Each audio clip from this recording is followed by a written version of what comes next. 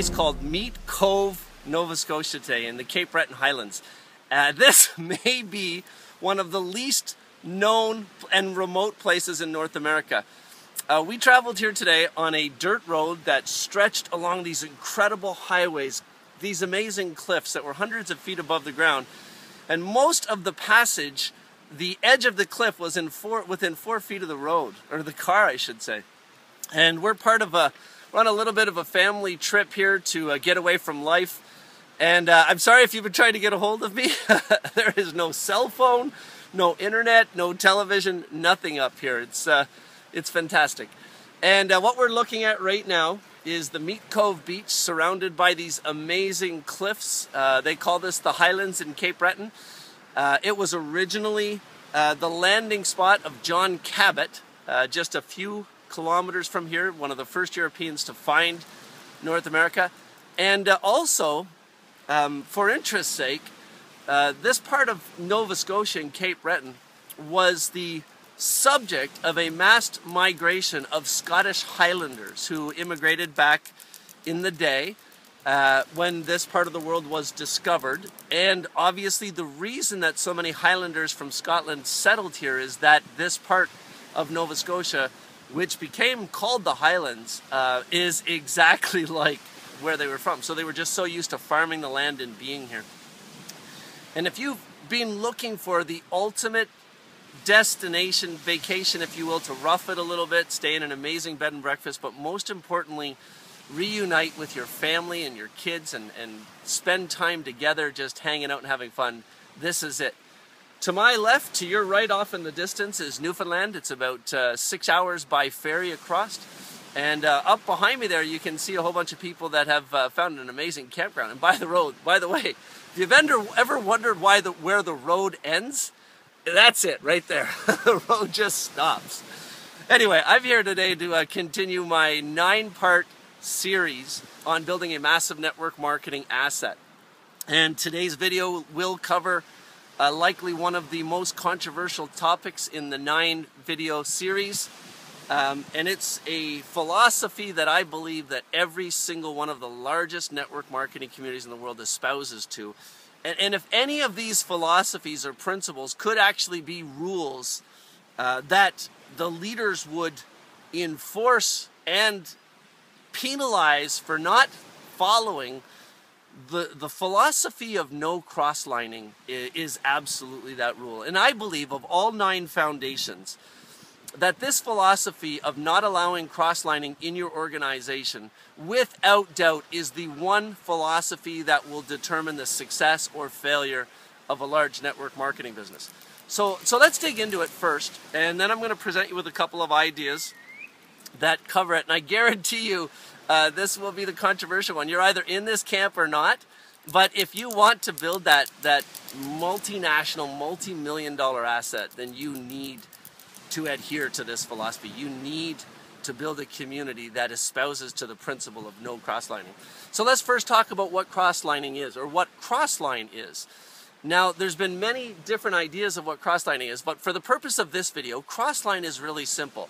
Cross-line is anybody that is beside you in the business, that is not in your specific enrollment tree downline. In binary compensation plans, if somebody spills over below you, they are not part of your team. So in fact, that would be considered cross-lining. That would be considered being your cross-line. Cross-line also means another company, another team. The industry is getting so big now that it's very common for events to take place where people find themselves at events that are in different companies. That's cross-line. Cross-lining, what we're talking about, the subject matter here, is actual conversations that include business practices or negativity with somebody that is cross-lined to you. Let me say that again. Cross-lining is the act of talking about the business, practices, success, virtues, or negativity with anybody that is downline, sideline, or even spillover downline. Because remember from the earlier videos, consultation and edification, the negativity only goes up. And it can only go to your sponsor or his sponsor or his sponsor. It's the only way to make, sorry Art, My buddy Art Jonak, he's still working on me in my mind with not being absolute, but it's one of the only ways to stop this from happening. So let me give you a little bit of an example of what I'm actually talking about. First of all, no cross-lining means there absolutely, under no circumstances, should ever be any conversation between two people that are sidelined to each other, that are, one is downline of the other, or one is spilled over downline of the other. There should never be any conversations that have to do with business practices or any negativity whatsoever. Recently, I found myself at a massive international event in Asia where the no cross-lining philosophy was stringently applied and it was successful. And just to create conversation, I asked a woman attending the event, how long have you been in the business? Why do you find yourself successful? She immediately, very politely said to me, I'm really sorry, but I don't think it's appropriate for me to answer that question. I can introduce you to my upline if you like, but in our community, we don't have these types of conversations with anybody other than our immediate upline. She was happy about it. There wasn't anything negative about it. And it was, it lit my heart up. It was just the absolute right way to build the business. So some of you watching this video right now are obviously going to be saying to yourself, that's insane. It sounds like a Gestapo environment.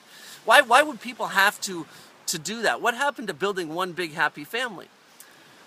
Well, I'm not saying there isn't anything wrong with building family, or at least from what I've seen of these massive communities, because they do that and there are friendships in the communities. It's just about those very specific points. No business conversations, no negativity. Because here's what can happen. Let's say you've got two people that show up at an event together, and one person is brand new and he's on fire and he's lit up like the world and he's just so excited about his business. Maybe he's been in the company for a couple of months. He meets up with another guy that's been in the company for a year and a half, and he's struggling. That first guy has sponsored 3 people in the first month, and he's on fire, and he looks at the other person, he says, oh man, this business is so amazing. How's your business going? What's happening? The second guy looks back at him and says, this business sucks. I've been in this business for 2 years. I've only got 14 people on my team. This is just terrible. I'm thinking of quitting. Well, instantly, that person who asked the questions, their excitement, their demeanor, their emotion, their belief in the business was just smashed. And they leave that encounter thinking, maybe this isn't right. Maybe I've been lied to. Now, we know building a network marketing business, there are many things to it. There are 9 principles to building the business, and I'm going to get into some of the best practices in later videos. But one of the most important things is belief, just by the mere words that this person spoke. Now, number 1 doesn't know who number 2 is. Number 1 doesn't know that number 2 hasn't applied themselves in the last months in the business and hasn't done anything. All they hear is that negative overtone coming out of that person's mouth. In this environment where cross-lining occurred, number 1's complete demeanor could have been destroyed in that experience. Let me give you another example of cross-lining and the damage that cross-lining could do. Let's say you have 2 mid-level leaders in your company. Let's say they're leaders making $3,000 or $4,000 a month. They meet at an event. One is having a very frustrated day. Nothing's going right for him, and you know there is nothing perfect in life. If you allow yourself to start focusing on negativity, you're going to find it. If you're in a bad mood or you're a negative person and you want to spend your life looking at all the negative aspects of everything you're involved in, you're going to find them. And if you allow yourself to, you will focus on them. There are people in my life that are just like that. There are people in yours that are the same. So let's say we find one of these negative Nellies, mid-level leader in your company, frustrated to all get out about something because of his perspective. Immediately, he calls up another Ruby or another person at that level from the same company who's having a great time, and he starts complaining to him. This isn't working right. That isn't working right. Did you know this happened? And let's say the number 2 person we're talking to didn't have any idea, and at the minute is high on the entire opportunity and loves life. Well, as soon as the first person, the person that's doing the cross-lining, calls up and says those things, number 2's perspective is completely changed forever. Now, if we build a cross-lining community or no cross-lining philosophy into our community, you or I, doesn't matter which company it is, then you have to understand that people are still going to do it. So you also have to teach the appropriate response. Teach your people to know what cross-lining is and what it isn't. Remember, cross-lining is any business conversation, whether it's on practices or what a team is doing or not doing, or any negative conversations that occur. Teach openly what these things are in your community, but also teach the appropriate response. If somebody approaches you and starts into a conversation that you clearly know is cross-lining, shut it down. Just stop and say, hey, listen, I can tell you're in a bad space or you're frustrated at this point. You know, in our community, the only thing you should do with this information is go upline. I know your sponsor. He's a great guy. Or I know your sponsor. I met him at an event. He's an amazing guy. Always throw edification into it and consultation into it. Remember, the answer to any cross-lining situation is philosophies 1 and 2. Edification and consultation.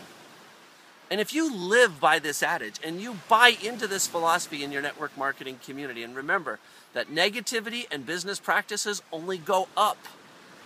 And when you're involved in a situation where you know somebody is cross-lining to you, it's really simple. Edify their upline and suggest them go back to point 1, which is consultation.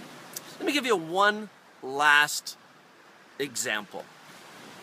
So let's say you've got 2 mid-level leaders in your company that are both doing okay. One's doing better than the other. One is more happy than the other. And number 1 is the person not as well off and not as happy. He calls up the first guy, and number 1 is still trying to figure out what's going on in that team. They're doing so much better. Their business is always growing. I want my team to grow the same way. So number 1 calls up number 2, the sideline leader, and says, hey, what are you guys doing in your team? Your team is growing so fast. You know, so many people, rather than applying themselves in life and just sticking to the simplicity of going the same direction in the swimming pool and letting time and activity create results, that's the secret to this business. Rather than doing that, they're always looking for the get-rich-quick. The get-rich-quick mentality people will destroy this business. They're always looking how to do this faster, how to do it easier. I don't want to work 20 hours a day. So they call up a sideline leader who they perceive to be doing better than them, and they ask them what they're doing. And in the old network marketing world, where this adage is not adhered to properly, they ask, what are you doing? And then number 2 tells number 1 exactly what they're doing in their team. And then number 1 says, okay, the heck with what I'm doing, I'm going to do it their way. With no consultation whatsoever, not going to the upline and discussing. So now you've got a disruption in the swimming pool. Inside of a community where everybody on a team is doing it the same way, you've got one renegade that is trying to do the business a different way and ends up damaging the business. So the only thing to do is even business conversations, keep them going upline. Now I know somebody's going to say to me, well, Ken, that's stupid. We're all independent business owners. I remember hearing about a conversation the other day where somebody actually said, I'm a very successful independent business owner. I've made millions of dollars. Why should I have to listen to him? Why should I have to do it the way he's saying? I don't want to talk to that guy anymore.